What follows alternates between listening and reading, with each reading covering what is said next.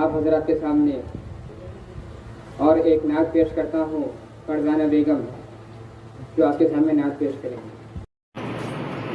ہم نے آنکھوں سے دیکھا نہیں ہے مگر ہم نے آنکھوں سے دیکھا نہیں ہے مگر ان کی تصویر سینے پہ موجود ہے، جس نے لا کر کلام الہی دیا، جس نے لا کر کلام الہی دیا، وہ محمد مدینے میں موجود ہے۔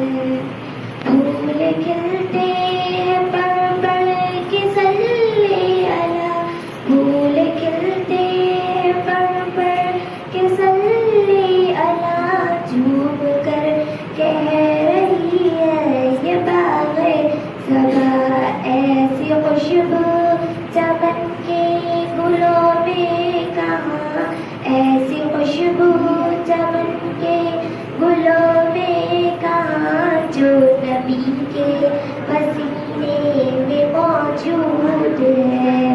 ہم نے مانا کہ جنت بہت ہے حسین، ہم نے مانا کہ جنت بہت ہے حسین، چھوڑ کر ہم مدینہ نہ جائیں کہیں، یوں تو جنت میں سب ہے مدینہ نہیں، یوں تو جنت میں سب ہے مدینہ نہیں، اور جنت مدینے میں موجود ہے۔ چھوڑنا تیرا طیبہ گوارا نہیں، چھوڑنا تیرا طیبہ گوارا نہیں، ساری دنیا میں ایسا نظارہ نہیں، ایسا منظر زمانے نے دیکھا نہیں، ایسا منظر زمانے نے دیکھا نہیں، جیسا منظر مدینے میں موجود ہے۔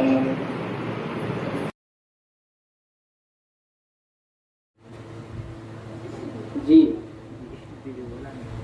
اب میں آپ حضرات کے سامنے مکالمہ پیش کرنے کے لیے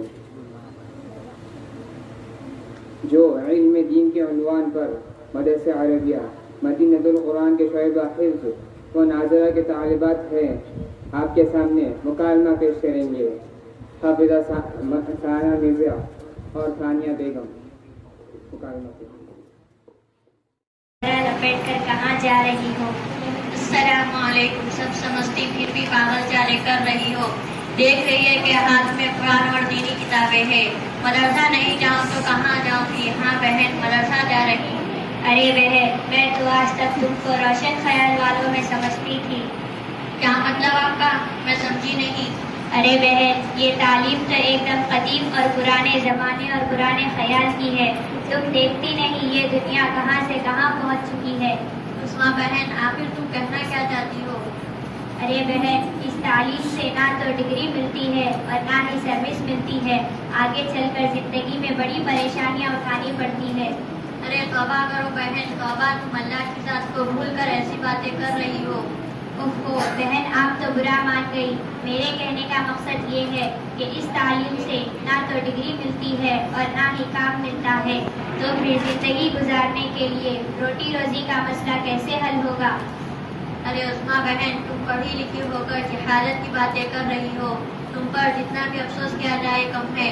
اگر روٹی روزی کا مسئلہ ڈگری اور نوکری پر ہوتا تو اب تک سارے جاہل بھوکے مر جاتے، حالانکہ یہ مشاہدہ ہے کہ زیادہ تر دولت جاہلوں کے پاس ہے۔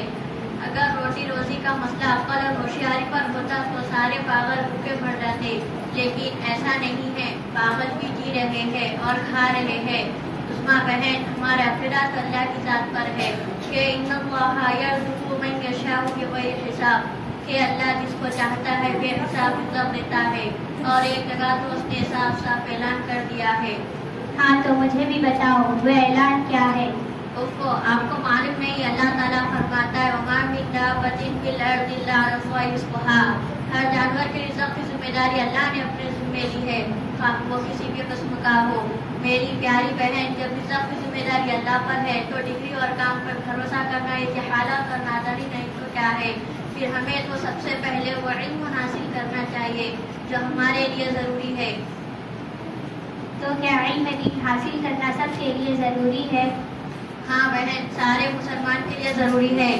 پیارے آقا حضرت محمد مصطفیٰ صلی اللہ علیہ وسلم کا فرمان ہے طلب العلم فریضۃ علی کل مسلم و مسلمہ، علم حاصل کرو اگرچہ تم کو چین تک جانا پڑے۔ مطلب یہ ہے کہ کتنی ہی دشواری پیش آئے اور کتنا ہی دور جانا پڑے۔ اچھا عظمیٰ بہن، تم اسکول کالج میں پڑھا، ذرا یہ تو بتاؤ ہمارے نبی صلی اللہ علیہ وسلم پر کون سی کتاب نازل ہوئی اور اس میں کتنے پارے ہیں اور کتنی صورتیں ہیں؟ نازیہ بہن، مجھے دین کے بارے میں کچھ معلومات نہیں ہے۔ میں نہیں جانتی ہوں کہ ہمارے نبی صلی اللہ علیہ وسلم پر نازل ہونے والی کتاب کون سی ہے اور اس میں کیا کیا ہے۔ ہے اللہ آپ کو معلوم نہیں ہمارے نبی صلی اللہ علیہ وسلم پر کون سی کتاب نازل ہوئی، اس میں کتنے پارے ہیں اور اس میں کتنی صورتیں ہیں؟ تو پھر نماز روزے کے مسائل بھی شاید نہیں معلوم ہوں گے۔ اللہ رحم کرے۔ بہن، مجھے زیادہ شرمندہ مت کرو، اصل میں یہ کوتاہی میری ہی ہے۔ امی اور ابو نے تو پڑھنے کے لیے بھیجا تھا، ہم نے ہی دینی تعلیم سے دوری رکھی، ہم دینی تعلیم سے بالکل دور تھے۔ اللہ تعالیٰ کا لاکھ لاکھ شکر ہے کہ تم سے ملاقات ہو گئی۔ اللہ تجھ کو ہمیشہ اچھا رکھے۔ اچھا ہوا آج کی ملاقات سے مجھے یہ معلوم ہوا کہ ہم مسلمانوں پر کیا کیا چیزیں فرض ہیں۔ بہن، تمہارا یہ احسان میں کبھی نہیں بھولوں گی۔ ارے بہن، اس میں احسان کی کیا بات ہے؟ یہ تو ہر مسلمان کی ذمہ داریوں سے دین کی ایک بھی بات معلوم ہے تو وہ دوسروں تک پہنچائے۔ حضور نور صلی اللہ علیہ وسلم کا ارشاد مبارک ہے بلغوا عنی ولو آیا۔ اچھا بہن یہ بتائیے علم دین حاصل کرنے سے اور اس پر عمل کرنے سے کیا ملتا ہے؟ علم دین حاصل کرنے سے اور اس پر عمل کرنے سے اللہ خوش ہوتا ہے، اور اللہ جس بندے یا بندی سے خوش ہوگا اس کو مرنے کے بعد جنت میں داخل کر دے گا۔ نازیہ بہن، جنت کیا ہے؟ جنت بہت اچھی جگہ ہے، اس میں بڑے اچھے مکانات ہیں، اس میں بڑے بڑے باغ ہیں، اس میں نہریں ہیں اور ان باغوں میں طرح طرح کے پھل ہیں اور ایسی نعمتیں ہیں جو دنیا میں نہ کسی نے دیکھی اور نہ سنی، اور جنت والوں کے لیے بالکل فری رہے گی، جو چاہو کھاؤ جو چاہو پیو۔ یہ تو ہمارے لیے بڑی خوشخبری ہے۔ ہاں عثمہ بہن، اس سے بڑی خوشخبری اور کیا ہوگی کہ اللہ ہم سے خوش ہو جائے اور مرنے کے بعد جنت میں داخل کر دے۔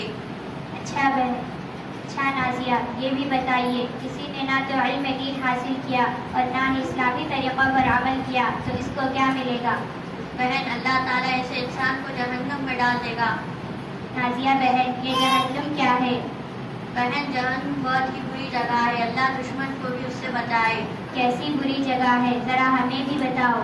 جہنم میں بڑی تیز آگ ہے، سانپ اور بچھو ہے، بڑے بڑے اژدہے ہیں، اس میں کافر ہمیشہ کے لیے اور مسلمان گنہگار بہت دنوں کے لیے ڈال دیا جائے گا۔ تو کیا جہنم میں جانے والے انسان اس آگ میں جلتے رہیں گے؟ ہاں بہن، اس میں جانے والے جلیں گے۔ اللہ میری توبہ، اللہ کی پناہ۔ بہن، میں تو آج ہی پختہ ارادہ کرتی ہوں کہ پہلی فرصت میں علم دین حاصل کروں گی اور اپنی چھوٹی بہنوں کو بھی دینی تعلیم سکھاؤں گی تاکہ مرنے کے بعد جہنم کے خطرناک عذاب سے بچ سکے۔ اللہ تعالی ہماری حفاظت فرمائے۔ آمین۔ اچھا ہوا بہن آج تم سے ملاقات ہو گئی، ورنہ میں تو گئی تھی۔ اللہ تجھے اور تیرے ماں باپ کو اچھا رکھے اور اس کا بہترین صلہ عطا فرمائے۔ آمین ثم آمین۔ بہن اب میں چلتی ہوں چونکہ وقت کافی ہو چکا ہے۔ ٹھیک ہے، لیکن اگر اب کبھی ملاقات ہو تو اسلامی رنگ تمہارے اوپر ملنا چاہیے۔ اچھا انشاءاللہ، میں وعدہ کرتی ہوں آپ سے۔